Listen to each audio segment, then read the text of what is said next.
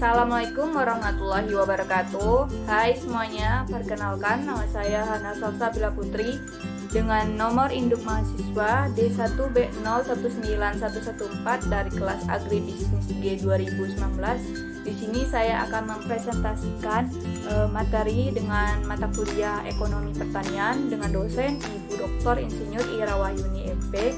Di sini saya akan mempresentasikan tentang masalah pangan dan gizi. Langsung saja, apa sih pangan dan gizi itu?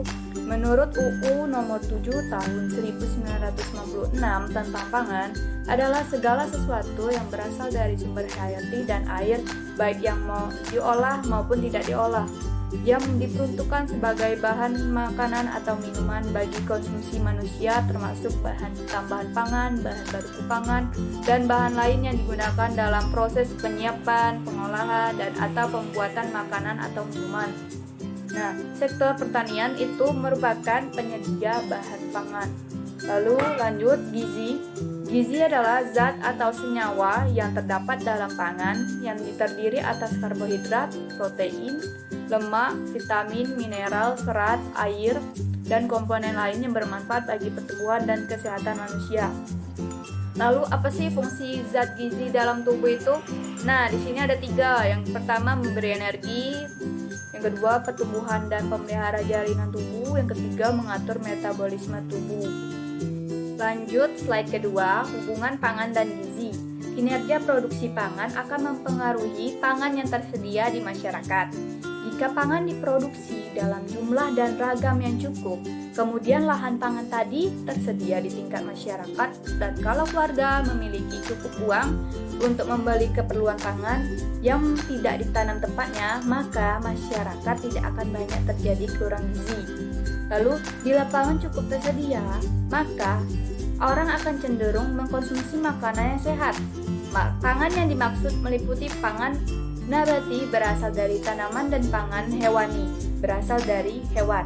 Dengan kata lain, komoditas pertanian merupakan sumber pangan bagi manusia yang akan memberikan zat gizi yang bermanfaat bagi pertumbuhan dan kesehatan manusia. Oke, lanjut saja ke slide ketiga, permasalahan dalam ketahanan pangan. Nah, apa sih masalah dalam ketahanan pangan itu? Secara umum itu masalahnya tentang jumlah penduduk yang besar dengan pertumbuhan penduduk yang positif, sehingga permintaan pangan semakin meningkat. Lalu di sisi lain, ketersediaan sumber daya lahan semakin berkurang karena tekanan penduduk serta persaingan permintaan lahan antara sektor pangan dan sektor non-pangan. Secara spesifik, permasalahan sehubungan dengan ketahanan pangan adalah penyediaan pangan, distribusi pangan, dan konsumsi pangan. Selanjutnya, slide keempat, faktor yang mempengaruhi ketersediaan pangan itu ada 3. Yang pertama, beralihnya petani yang menanam tanaman pangan ke tanaman perdagangan. Lalu yang kedua, lanjut pertumbuhan penduduk yang tidak seimbang dengan laju peningkatan produksi pangan. Yang ketiga, beralihnya fungsi lahan pertanian menjadi tempat pemukiman akibat laju pertumbuhan penduduk yang tidak seimbang itu. Nah, di sini saya akan jelaskan masalah gizi di Indonesia. Masalah gizi di Indonesia ini ada 3, gizi berlebih, gizi kurang, dan gizi mikro. Gizi berlebih itu atau sama dengan obesitas, gemuk sekali. Nah, risiko dari gizi berlebih ini jika disertai dengan serangan penyakit, diabetes, jantung, dan kanker, itu merupakan penyakit yang serius yang dapat menyebabkan kematian. Lalu yang selanjutnya, gizi kurang. Umumnya terlihat ketika orang mengalami stunting atau pendek, kurus, berat badan kurang, bahkan mengalami gizi buruk. Permasalahannya akibat dari itu akan mengalami kualitas sumber daya manusia yang rendah, dan intelektualitas otak dan produktivitasnya juga rendah. Lalu yang ketiga, gizi mikro, disebabkan karena kekurangan asupan. Nah, contoh di sini yaitu rabun senja. Lebih parah hingga mengalami kebutaan akibat dari kekurangan dari vitamin A. Oke, lanjut, penggolongan pangan berdasarkan fungsi zat gizi.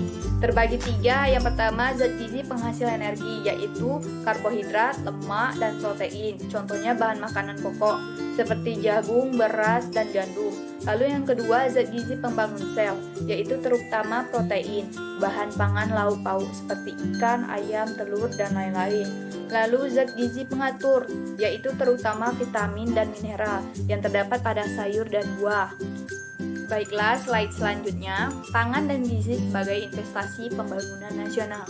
Gizi sangat terkait dengan, ada 4 poin nih di sini, yaitu yang pertama asupan gizi, sangat terkait dengan ketahanan pangan atau food security di tingkat rumah tangga. Yang kedua, pola asuh, budaya atau preferensi atau nilai. Yang ketiga, kondisi tubuh dan penyakit infeksi. Lalu yang keempat, kemiskinan. Pada tahun 2006 mencapai 18,1% penduduk Indonesia. Sangat berpengaruh terhadap poin 1-3 tersebut. Untuk mengatasi masalah-masalah pangan dan gizi, pemerintah membuat kebijakan dan strategi menuju Indonesia tahan pangan dan gizi. Di sini, yang pertama, memantapkan ketersediaan pangan berbasis kemandirian. Yang kedua, peningkatan kemudahan dan kemampuan mengakses pangan.